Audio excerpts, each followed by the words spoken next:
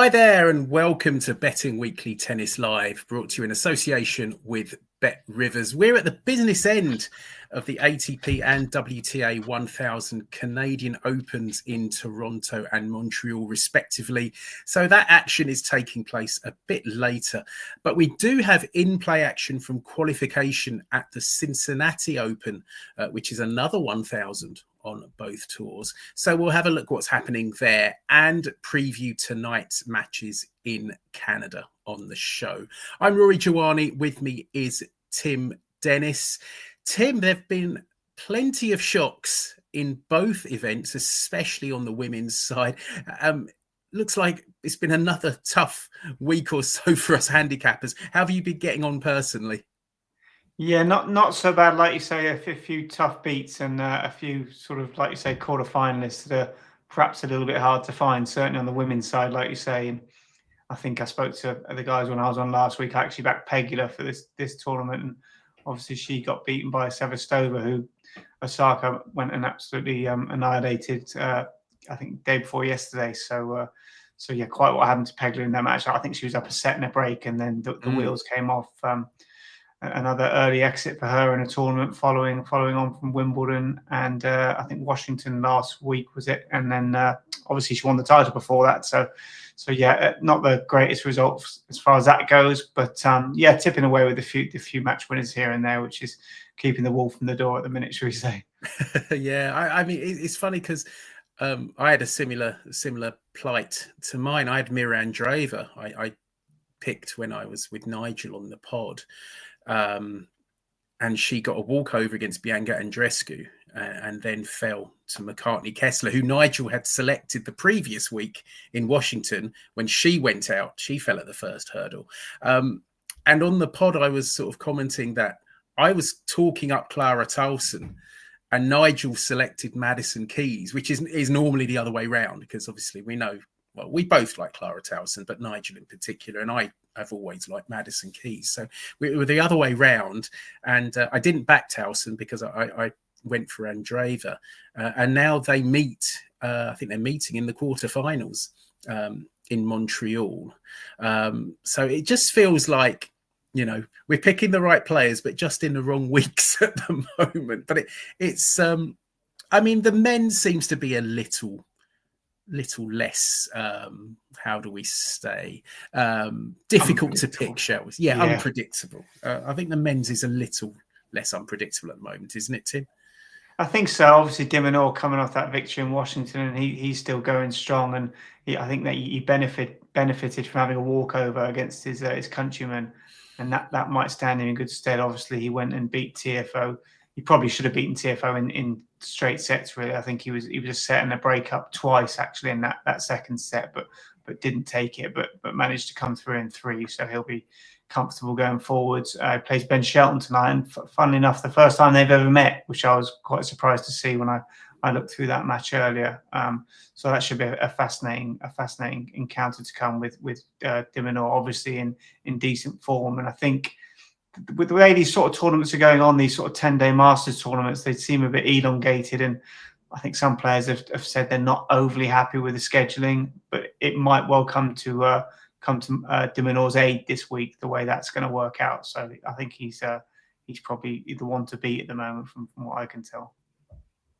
Yeah, and it's a good return to form for the Australian, because he sort of, before Wimbledon, round Wimbledon, he just looked to be short of his best, but he's really bounced back.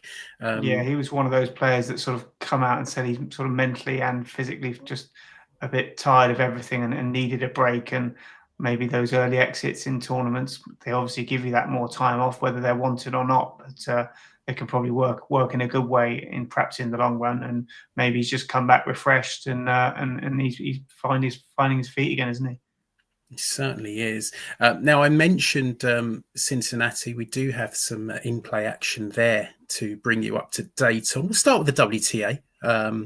And Kamila Rakimova has just won the first set on a tiebreak against Jodie Burrage, the British player. Rakimova minus 770, Burrage plus 460 to come back there. Heather Watson, another Briton, is in deep trouble against Anastasia Zakharova. Zakharova took the first set and she's 5-2 up in the second. Watson serving to stay in the match at 2-5. She's 40-30, so she might keep that going just a bit longer. Elizabeth Mandlik is up against Rebecca Marino, the Canadian veteran, and Marino won the first set 3-all going with serve in the second. Marino -385 and Mandlik +255. And Solana Sierra is up against Martina Trevisan, who she's pretty much disappeared without trace since she had that really good French Open a few years back. And the Argentinian is ahead, Sierra, 5-2 up. Trevisan serving to stay in the first set and 15-30. So the Italian in trouble there. She's $7, Sierra -14.30. And in the men's in Cincinnati, Martin Landaluce, the young Spaniard, I've seen that he's certainly a player to watch. He's up against Christian Garin, and it's into a deciding set, and it's going with serve. Garin 4-5 down, so he's serving to stay in the match. 30 love, and Garin -130. Landaluce is -103. Also into a decider between Artur Ferry and Zachary Zvajda, and it's going with serve, but Svajda's got a break point. It's 2 apiece in the third set. Ferry serving, but he's advantage down. Ferry +240, Svajda -345. And Juan Manuel Cerundolo about to go out, against Chak Lam Coleman Wong. He won the first set and he's 5-2 up in the second. Cerundolo is serving 2-5 down. He's +4,000 to come back in that one. And we've also got Pablo Carreno Busta. He's a breakdown in the first set against Leandro Reedy. And Reedy, the underdog there, he's still even money, even though he leads 3-2 with a break. Carreno Busta -134. So that's the in-play action at the moment. As I say, those are the qualifiers in Cincinnati. Main draw getting underway in a couple of days' time. They've actually got the draw taking place tonight. I think it starts in a couple of hours, that draw ceremony. So we'll be finding out who the big names, because a lot of the big names coming back in Cincinnati. And one interesting thing to note about Cincinnati, Tim, is that they've changed the surface of the court. So last year it was on green set. It was known as one of the quickest. They've actually changed to Hartrue. And Hartrue was used at Washington not that long ago. We talked about that tournament. And it played really quick. Although one thing to note, it was very warm in Washington, D.C. for the whole of that tournament. So be interesting to see if it's as quick again in Cincinnati. And we are expecting quite warm temperatures, certainly from the weekend in Cincinnati. But I think all the big names will be back. I mean, in the women's, Sabalenka will be back. In the men's side, Sinner, I think Alcaraz. But this has been a weird one, the Canadian Open. Even though it's a 1,000, you've had quite a few big names missing and quite a few shocks. I mean, with Cincinnati, are we looking at Sinner Alcaraz again in the men's? Yeah, possibly. I mean, like you say, the conditions are interesting there with the weather and how hot it may well get. But I think you've heard a lot of players talk about the balls they've been using this week and last week as well, haven't you? Saying how light they are and how difficult they are to control. So, I mean, obviously Sinner and Alcaraz, they'll have done plenty of practice. I think I saw Sinner practicing there already yesterday, so they'll be getting accustomed to conditions. But he was very interested about the condition of the balls. I think he said they were very difficult to control off the racket. So obviously, if the temperature could go up, they'll be flying even more around the place. So, but yeah, conditions and certainly be one to play an eye on anyway. And if they're as quick as they were in Washington, then it might take some adapting from the players that are coming back. It'll be interesting to see how quickly they do adapt. Absolutely. I mean, I worked out for Washington for the women, the service hold percentage was over 72%, which is as quick as anything on the tour. So if Cincinnati's as quick as that, could be very, very interesting. I think with scheduling, Rory, it just makes life difficult as well. Obviously, we haven't even played quarterfinals here, and we're talking about main draws being made before quarterfinals even played. And I think I read somewhere today that if you make the final of Cincinnati, I think the mixed doubles that they've organised this US Open starts the next day. Yeah. So I mean, it's obviously the way they've scheduled this mixed doubles. They want all the best individual singles players playing. So obviously, you're going to have 4 players will be playing straight away the next day, and then obviously you've got the US Open to come. You can see how they are getting fatigued and a bit mentally fragile and a bit fidgety, can't you, with the way it is, because it just does seem a bit over the top. Yeah, absolutely. It's a hard tour as it is, but it just seems even harder at the moment. Before we look, I guess, yeah. Yeah, it really does. Yeah, absolutely. Before we look at tonight's action, if you like what you hear on our shows, make sure you sign up for our newsletter. Get exclusive tips and the free Insider magazine. You can sign up for free at bettingweeklystudios.com. Now, on to tonight's matches, and we'll start with the third women's quarterfinal. Madison Keys against Clara Tauson. Keys -132, Tauson +107. Spread 1.5 games and totals 21.5. Tauson won their only previous meeting, which was in Auckland at the start of the year. And of course, here in Montreal, she avenged her Wimbledon defeat to Iga Swiatek in really good style. And Keys was made to work, had to save a couple of match points against Karolina Muchova. Tim, I'm a little surprised that Tauson's plus money here. I thought it might be a bit closer. Yeah, I mean, I'll come straight off the bat. I like Tauson here. Like you said, they've met once when she won in Auckland, and she actually went on to win the title after beating Keys. Obviously, I think she benefited from Osaka with retiring in that final, but yeah, she still won, and I think she led the service points won, return points won in that match, 106-94 against Keys. So a fairly comfortable victory, even though one of the sets went to a fairly tight tiebreak. I think she won a massive 68% of points on her second serve that day. I mean, when you consider she only won 61% behind her first serve, that's quite a statistic. She had obviously a massive victory in her previous round, avenging those defeats to Iga. So she'll be in top form. And Keys has had to struggle, isn't she? I think she had to save 4 match points against Muchova, and Muchova would be kicking herself she didn't take one of them, because she had every chance in that match. But one of the stats I did look at was I think Tauson's won 53% of points behind her second serve this tournament, whereas Keys has just won 43%. So a 10% difference between the two of those. And I just thought that might give Tauson the edge in what would be a fairly tight game. They're obviously both big sort of baseline hitters. I don't think there's going to be a huge amount in it. But I thought plus 107, I'd agree with you. I thought it was going to be a little bit closer than that.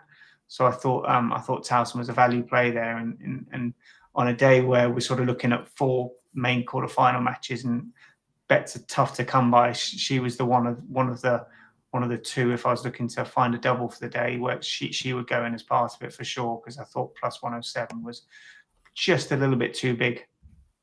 Yeah, I mean, with Keys, obviously I was very keen on her for Wimbledon, and I didn't think she played all that well in the grass season, and she certainly didn't play well at Wimbledon. I still don't think she's playing especially well, and whereas I think Tauson does appear to be in better form. I mean, compared to the Keys that won the Australian Open, I don't think she's in anything like that form at the moment.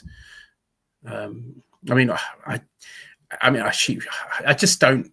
Yeah, I was so disappointed with her during that grass court swing.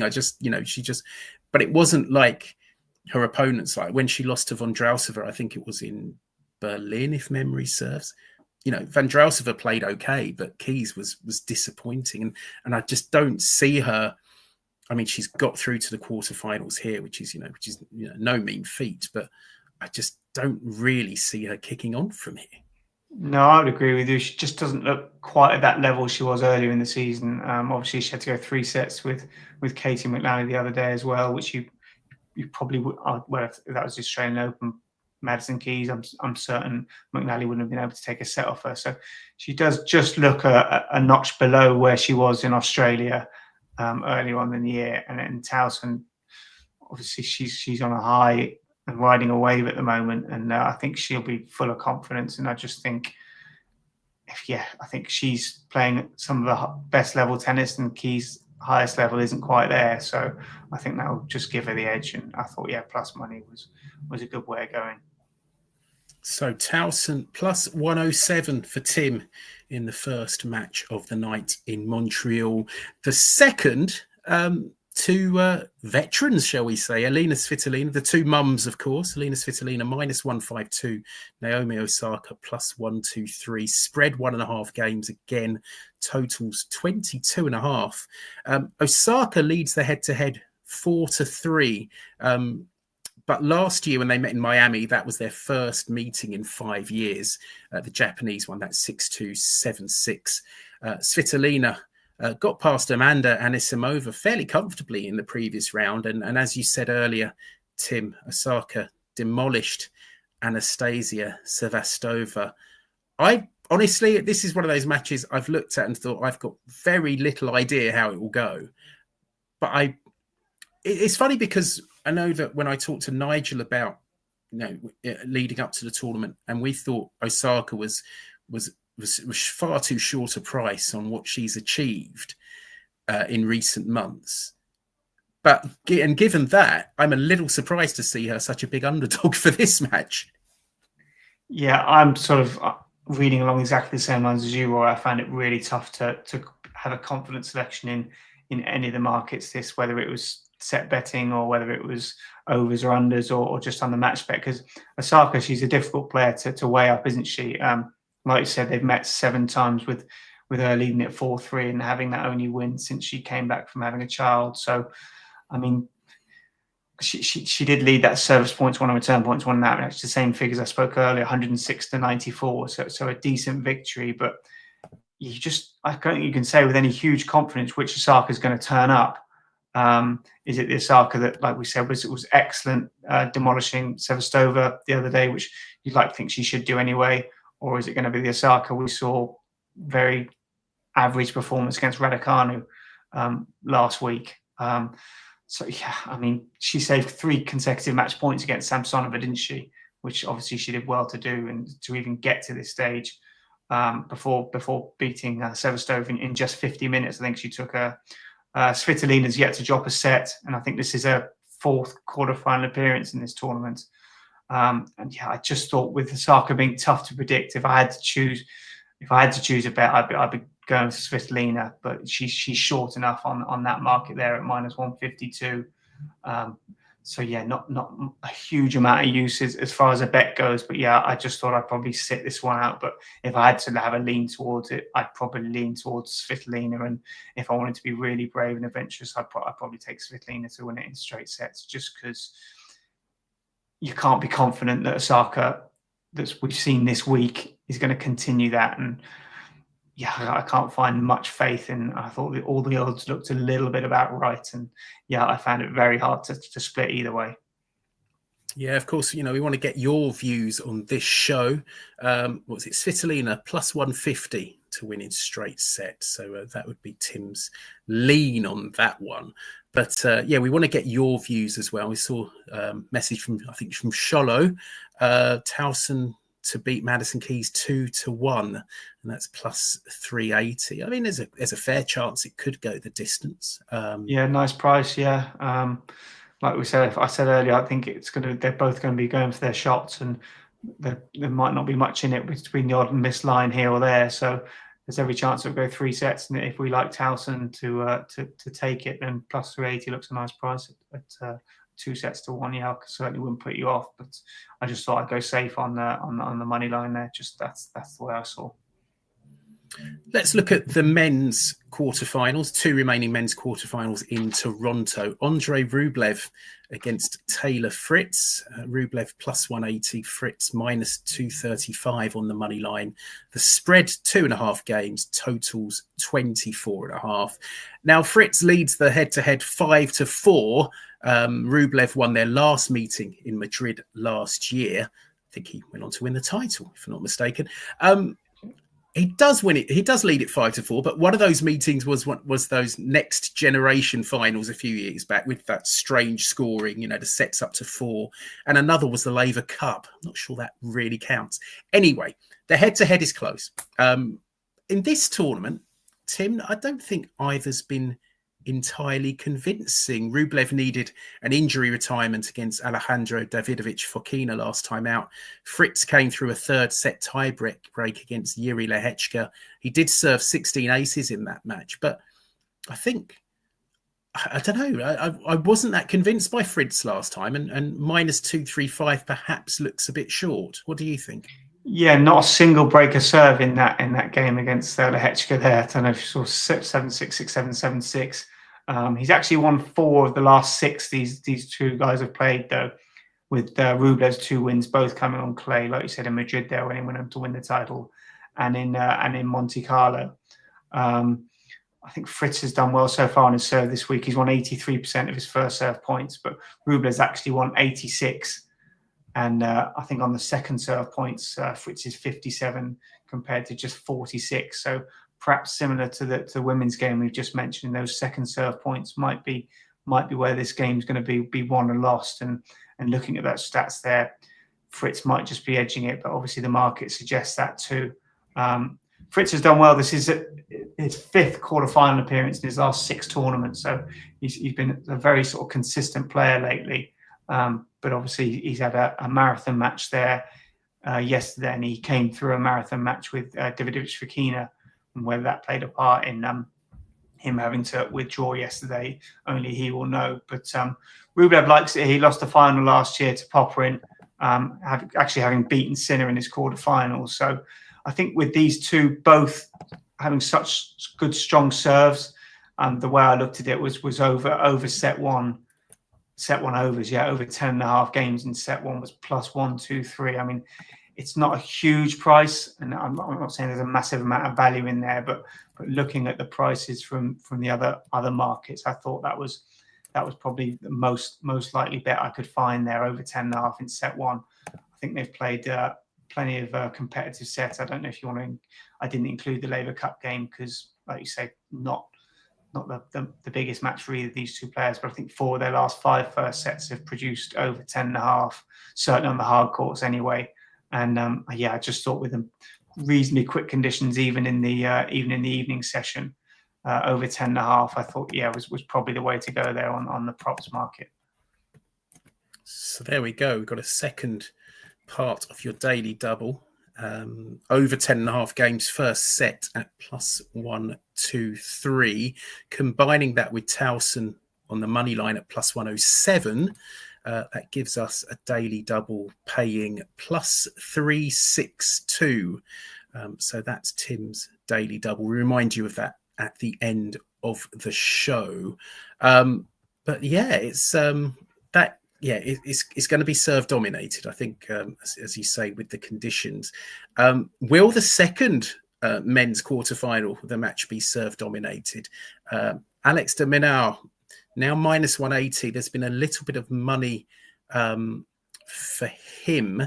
Ben Shelton plus 143.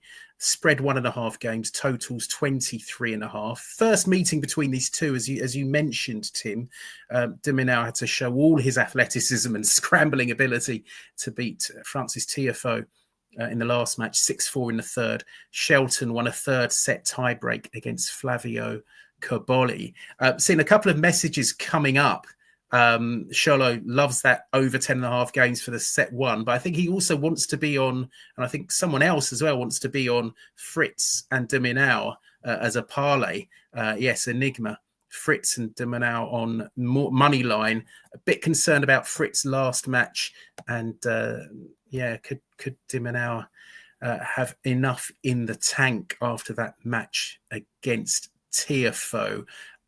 What do you reckon? De Minaur, Ben Shelton, obviously the big serving American. Will De Minaur be able to keep up with him? That's the question, I guess.